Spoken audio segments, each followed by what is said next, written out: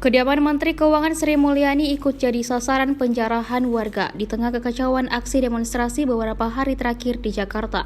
Dia satu-satunya menteri yang rumahnya ditargetkan massa untuk didatangi. Sedangkan lainnya, para anggota DPR RI seperti Ahmad Syahroni, Nafa Urba, Uya Kuya, dan Eko Patrio.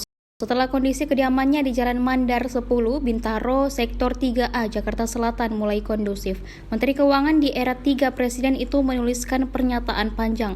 Melalui akun Instagram pada Senin 1 Agustus 2025, Sri memulainya dengan ucapan terima kasih atas dukungan moral semua pihak dalam menghadapi memanasnya kondisi Indonesia akhir-akhir ini. Ia mengingatkan membangun Indonesia menjadi perjuangan yang tidak mudah. Begitulah yang dilalui para pendahulu bangsa. Sebagai pejabat negara, dirinya disumpah untuk menjalankan Undang-Undang 1945 dan semua undang-undang. Dan itu semua bukanlah berisikan keinginan pribadi pihak tertentu, melainkan disusun melibatkan pemerintah, DPR, DPD, dan partisipasi masyarakat secara terbuka dan transparan.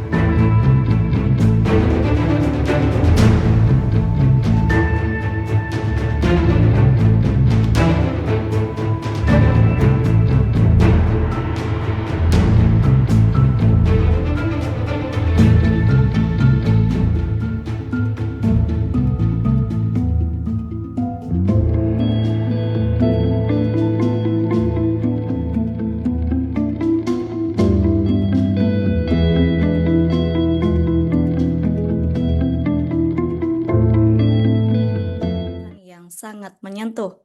Ada penunggahan tersebut muncul di tengah santernya isu Sri Mulyani akan mundur dari Kabinet Merah Putih dan pasca menjadi korban penjarahan di kediamannya di kawasan Bintaro Sektor 3A Tangerang Selatan pada Minggu 31 Agustus 2025 kemarin.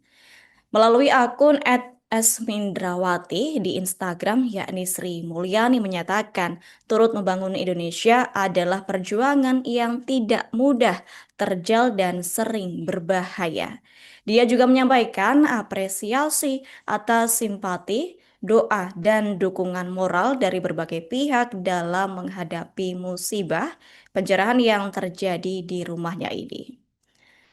Sri Mulyani ini turut menjelaskan telah disumpah untuk menjalankan UUD 1945 serta seluruh undang-undang yang berlaku. Menurut dia, penyusunan undang-undang dilakukan secara terbuka dan melibatkan pemerintah, di antaranya DPR, DPD, serta partisipasi masyarakat.